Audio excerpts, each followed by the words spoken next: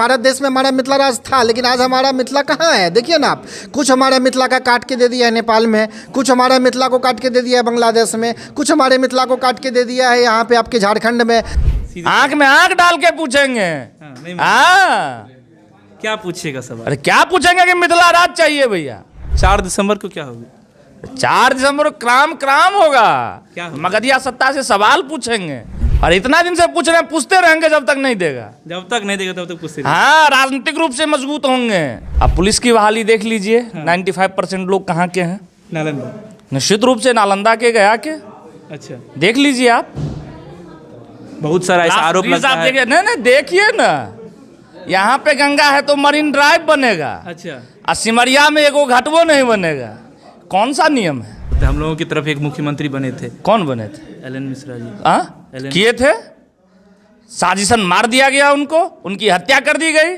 उस हत्या का क्या राज है, उससे अभी तक पर्दा नहीं उठा है। आज कहते हैं एयरपोर्ट खोल दिए, एयरपोर्ट क्या सरकार अपने ज़मीन पे खोले हैं? वो महाराज जी के ज़मीन है। आज कहते हैं यूनिवर्सिटी क्या, महाराज यूनिवर्सिटी सरकार के ज़मीन पे है, वो महाराज के ज़मीन पे है। लालू यादव जी हो, राबड़ी देवी हो, नीतीश कुमार हो, 17 साल से ये गंगा की इस बगल ही सारी विकसित की गणना ही करती है, गंगा के उस बगल कुछ नहीं करते हैं। इसीलिए हमें भाषा, संस्कृति, साहित्यिक, औद्योगिक संपन्नता के लिए हमें हमारा मिथिला राज की मांग नहीं है, ये वास्तविकता है कि सरकार ने जो आज़ादी के बाद कानून बनाया, उस कानून का कोरम हम पूरा करते हैं। नमस्कार, मैं पंकज झा और आप देख रहे हैं रेबल न्यूज़ इंडिया। देखिए, मिथिला राज्य की मांग और मिथिला राज्य का जो आंदोलन है वो जो है अभी जोर शोर से चल रही है। और 4 दिसंबर को पूरे बिहार में जो है यहाँ पर आंदोलन होने वाली है और ये लोग जो हैं आंदोलन करने वाले हैं। आज उसी का प्रेस वार्ता है और 4 दिसंबर यहाँ पर लिखा हुआ भी है, मिथिला राज्य आंदोलन 4 दिसंबर पटना हेतु। ये लोग जो हैं यहाँ पर प्रेस कॉन्फ्रेंस की और प्रेस कॉन्फ्रेंस के बाद ऐसी निकली है कि 4 दिसंबर में ये लोग जो है यहाँ पर आंदोलन करेंगे पटना में, और पूरे मिथिलावासी को पटना में जो है आने के लिए ये लोग बुला रहे हैं और कह रहे हैं कि पटना आइए और 4 दिसंबर के हम लोग आंदोलन करेंगे।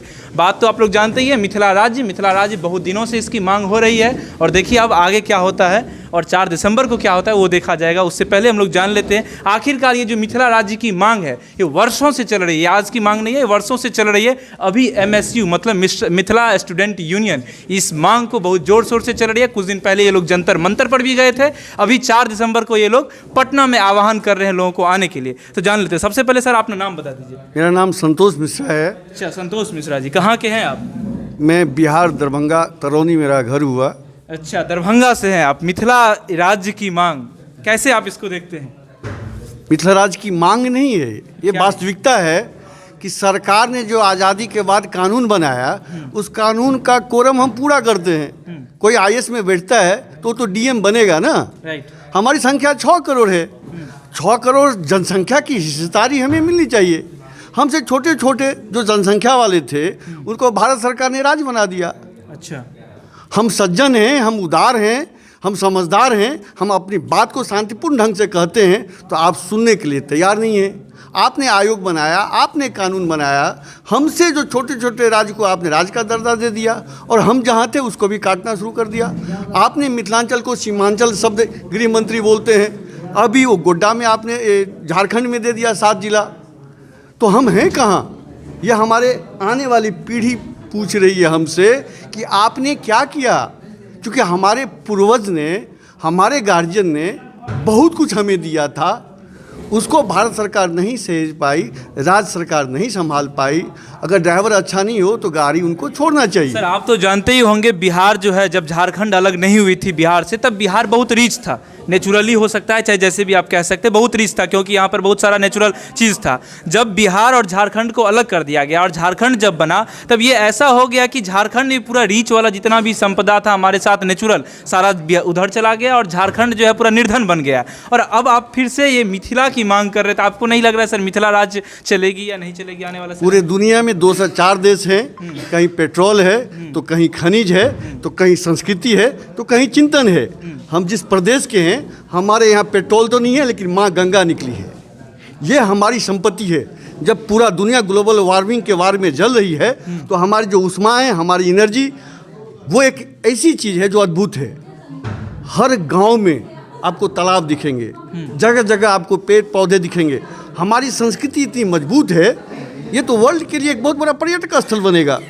सरकार उस ओर से नहीं देख रही है। आज सिमरिया, जहाँ 12 दिन का कुंभ लगता है, सिमरिया में 1.5 महीने का कुंभ लगता है, और पिछला भूभाग के लोग वहाँ पे बास करते हैं, वहाँ शौचालय नहीं है। यानी सरकार को समझ नहीं है।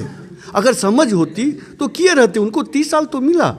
सरकार तो ध्यान नहीं दे रही है, और बिल्कुल पूरे बिहार में ही नहीं ध्यान दे रही है। ये तो आप देख ही लीजिए, अगर पटना जाइए चाहे कहीं भी जाइएगा तो पूरे बिहार में नहीं ध्यान दे रही है। बाकी हम अगले सवाल और भी लोगों से पूछ लेंगे कि मिथिला जब राज्य की मांग आप लोग कर रहे हैं, तो राज्य की जब भी कोई गठन होती है तो वो कोई एक संस्कृति पर गठन नहीं होती है। उसका जो है इकोनॉमिकल बैकग्राउंड क्या है, राज्य के आने वाले समय में सर्वाइव कर पाएगा कि नहीं कर पाएगा, ये सबसे ज़्यादा उस पर ध्यान रखा जाता है कोई भी राज्य निर्माण करने से पहले। आपका क्या विचार है इस पर? क्या लग रहा है आपको जो मिथिला जो है, अच्छा ये आप, हाँ एक्चुअली किसी भी राज्य को समृद्ध बनाने के लिए उसकी आर्थिक स्थिति, सामाजिक स्थिति, उसकी मानसिक स्थिति बहुत महत्वपूर्ण रखता है। मिथिला राज्य आज से नहीं, सबसे समृद्ध राज्य हुआ करता था। आप बिहार की अगर इकोनॉमी की बात करी तो जो मिथिलांचल की इकोनॉमी है आज से 350 साल पहले यूरोप के इकोनॉमी के कई गुना बराबर, यानी कई गुना ज़्यादा थी। धीरे धीरे यहाँ जो चीज़ें थीं, जिस चीज़ों से इसमें समृद्धि पर्याप्त थी, उसको कम किया गया। जैसे कुटीर उद्योग जो था यहाँ पर, वो सबसे समृद्ध था।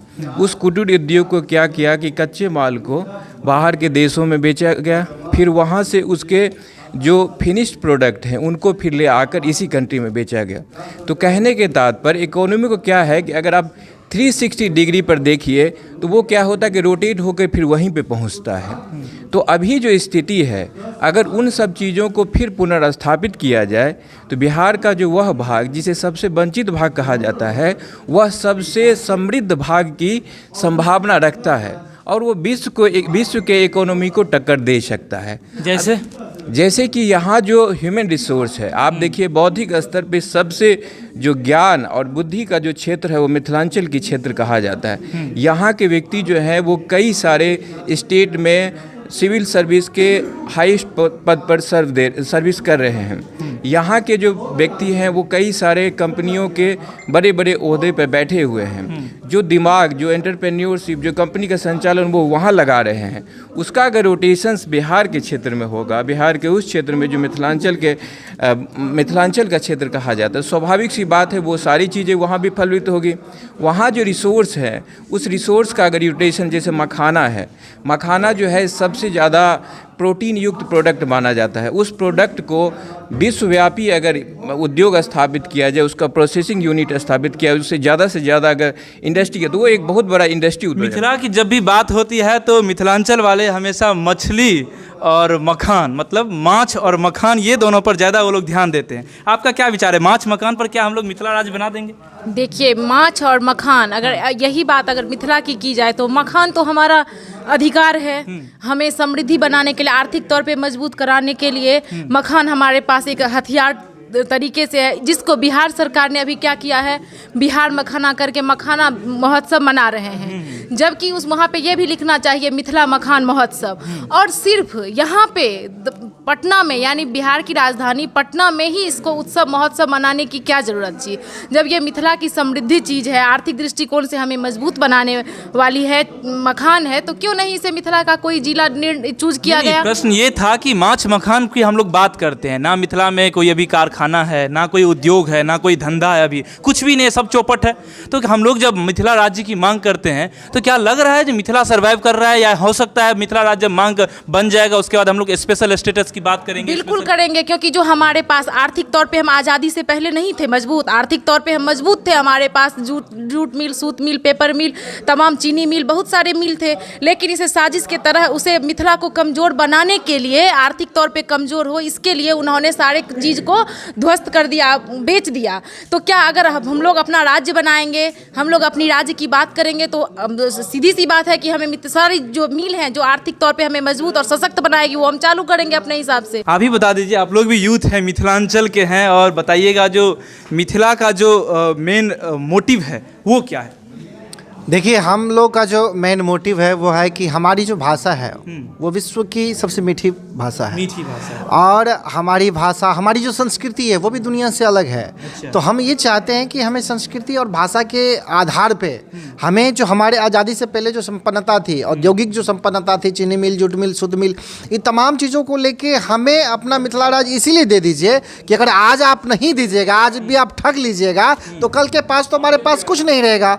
आज तो एक भी जो हमारे एक दो जो हमारा चीनी मिल चल रहा है हसनपुर में, आप देखिए समस्तीपुर में, वो भी आप खत्म कर देंगे, क्योंकि आपका मनसा है कि मिथिला को लेबर जोन बना दिया जाए। और मगध में यही पटना है, पटना को चाहते हैं नीतीश कुमार पेरिस बना दे, तो आप पेरिस बना दीजिए, पटना को कोई दिक्कत नहीं है, लेकिन हमारे दरभंगा को तो कम से कम पटना बना दीजिए। आज अगर हमारे दरभंगा में महाराज साहब नहीं रहते तो हमारे दरभंगा, मधुबनी या मिथिला की क्या हालत होती, ये हम अपनी भी गणना नहीं कर सकते हैं। आज कहते हैं एयरपोर्ट खोल दिए, एयरपोर्ट क्या सरकार अपने ज़मीन पे खोले हैं? वो महाराज जी के ज़मीन है। आज कहते हैं यूनिवर्सिटी क्या, महाराज यूनिवर्सिटी सरकार के ज़मीन पे है, वो महाराज के ज़मीन पे है। आप जितनी भी संपत्ति देखिए हमारे मिथिला में, वो कहीं ना कहीं महाराज के हैं। आप पटना में ही देख लीजिए, दरभंगा जो है सो हाउस है, तो कहीं ना कहीं अगर महाराज साहब नहीं रहते हैं तो हमारे मिथिला का कोई अस्तित्व नहीं रहता।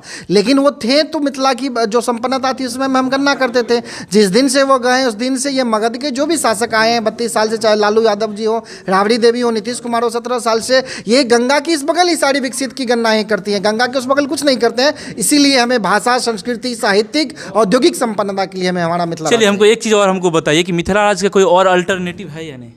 देखिए, हमने तो बोला कि हम नया मिथिला राज्य नहीं मांग रहे हैं। जिस समय में हमारे देश में 19 मात्र राज्य था, उस समय से हमारे मिथिला राज्य की बात हो रही थी। दरभंगा महाराज साहब 100 साल पूर्व से मिथिला राज्य की बात कर रहे हैं। हमने तो बोला कि यही भारत देश में हमारा मिथिला राज्य था, लेकिन आज हमारा मिथिला कहाँ है? देखिए ना आप, कुछ हमारा मिथिला का काट के दे दिया है नेपाल में, कुछ हमारा मिथिला को काट के दे दिया है बांग्लादेश में, कुछ हमारे मिथिला को काट के दे दिया है यहाँ पे आपके झारखंड में, कुछ हमारा अभी बिहार की बातें कर, हमारा मिथिला है कहाँ? इसीलिए हमें एकत्रित, समग्रित, विकसित, पृथक मिथिला राज्य। अब जो मिथिला राज्य की मांग हो रही है, सिर्फ बिहार ही का मिथिला हो जाएगा या यूपी से भी लीजिएगा या अलग अलग जगह से भी? देखिए, हम तो पहले ये सोचेंगे ना कि जो जमीन हमारे पास बाकी है पहले वो हमारा हो, उसके बाद ना हम मांगेंगे कि भाई हमारा जो झारखंड में है, हमारी जो मिथिला भाषी है वो हमारे साथ आ जाएं। तो अभी जो मिथिला राज्य की मांग हो रही है वो उधर की जो गंगा के उस बगल जितने भी क्षेत्र हैं वो मिथिला में है, गंगा के इस बगल जितने भी क्षेत्र हैं वो मगध में है। हम लोग गंगा के उस बगल जितने भी जिले आते हैं हम लोग उसको मिथिला राज्य बनाते हैं। अच्छा, चलिए, मगध की आप लोगों ने बात की। जब भी मिथिला राज्य की बात होती है तो इधर मगध वाले कहते हैं एक मगध राज्य भी होना चाहिए, और उधर मंजूषा वाले इवन की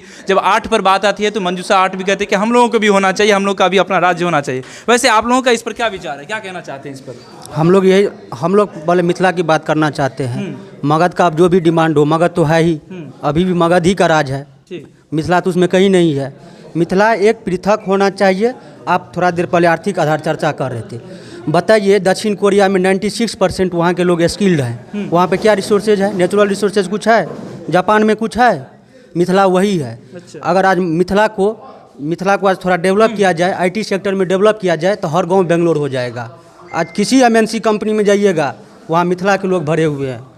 अब तो क्या लगता है आपको, कौन ऐसा चीज़ है जो मिथिला को डेवलप होने में रोक रही है? यहाँ की सरकार? यहाँ की सरकार रोक रही है, जो अनदेखा कर रहे हैं। अच्छा, ये बताइए आपके हिसाब से कौन ऐसा डिस्ट्रिक्ट है बिहार में जो सबसे ज़्यादा डेवलप्ड है? नालंदा सबसे ज़्यादा डेवलप्ड। कहने वाली बात है नालंदा। अच्छा, इसमें पूछने वाली बात है कुछ? नालंदा की सरकार है, बिहार थोड़े है ये, नालंदा की सरकार है ये। नालंदा की स्थिति में अगर आप बताऊं, ठीक है कुछ कुछ डेवलप हुआ है, लेकिन अगर आप जानिएगा तो वहाँ का यूनिवर्सिटी है नालंदा विश्वविद्यालय, आप लोगों ने सुना होगा, जो उसका भी खंडहर बचा हुआ है। उसके बाहर की अगर आप जाइएगा तो आपको असली बिहार की जो है आपको झलक मिल जाएगी। और नालंदा की जो खंडहर के अंदर में जाइएगा, मतलब वो जो विश्वविद्यालय था उसके अंदर में जाइएगा, तब वो आपको नालंदा विश्वविद्यालय वाला थोड़ा सा झलक मिलेगी। मैं भी नालंदा को नहीं मानता हूँ कि ये 100% विकसित है। हाँ, बिहार में विकसित है, क्योंकि वहाँ पर अभी राजगीर का जो है अभी बन गया है, सीसा पुल बन गया। सही बात है ना जी? नहीं, वही नहीं है, सीसा पुल ही नहीं है। अब पुलिस की बहाली देख लीजिए, 95% लोग कहाँ के हैं? नालंदा। निश्चित रूप से नालंदा के, गया के। अच्छा, देख लीजिए आप, बहुत सारा ऐसा आरोप लगता है। नहीं, देखिए ना, यहाँ पे गंगा है तो मरीन ड्राइव बनेगा। अच्छा, और सिमरिया में एगो घाटवो नहीं बनेगा। कौन सा नियम है, क्या है? सब कहता है जिसका मुख्यमंत्री बनता है, सब अपना अपना मुख्यमंत्री अपना अपना क्षेत्र का विकास करता है। हम लोगों की तरफ एक मुख्यमंत्री बने थे। कौन बने थे? एलन मिश्रा जी। किए थे, साजिशन मार दिया गया उनको, उनकी हत्या कर दी गई। उस हत्या का क्या राज है उससे अभी तक पर्दा नहीं उठा। ये लोग तो चाहते हैं मिथिला लेबर जोन बन के रहे। मिथिला के लोगों को अगर अच्छी शिक्षा व्यवस्था चाहिए तो उसे पटना, दिल्ली, बम्बई पे निर्भर रहना पड़ता है। ये बात है बहुत सही कही मिथिला लेबर जोन की बात, क्योंकि मैं भी मिथिलांचल से आता हूँ। मेरा भी घर दरभंगा हुआ, दरभंगा में मनीगाछी है, मनीगाछी के मैं भी बिलोंग करता हूँ। और वहाँ की जब स्थिति मैं देखता हूँ तो मुझे लगता है सही बात है, रोने लगेगा। क्योंकि गांव जाइएगा तो एक दो भी बच्चा आपको नहीं मिलेगा। 10 साल 12 साल का बच्चा दिल्ली में रहता है, कोई बेंगलोर में रहता है, कोई मुंबई में रहता है। ये बात आपका 100% सत्य है और इसका मैं भी बात केवल उस चीज़ की नहीं है। आप स्वास्थ्य के लिए बेहतर स्वास्थ्य की अगर व्यवस्था की बात की जाए तो हमें मिथिला के लोगों को पटना पे, दिल्ली एम्स पे निर्भर रहना पड़ता है। अगर हमें रोजगार चाहिए तो दिल्ली, बम्बई, पटना पे निर्भर रहना पड़ता है। जब मेरे पास अच्छी शिक्षा व्यवस्था नहीं है, स्वास्थ्य व्यवस्था नहीं है, रोजगार का कोई व्यवस्था नहीं है, तो फिर हम लोग इस राज्य में रह के क्या करें गुरु, बताओ। चलिए, अब तो ये हो गई है मिथिला राज्य की मांग क्यों होनी चाहिए। 4 दिसंबर को क्या होगी? 4 दिसंबर को क्राम होगा। क्या होगा? मगधिया सत्ता से सवाल पूछेंगे, आंख में आंख डाल के पूछेंगे।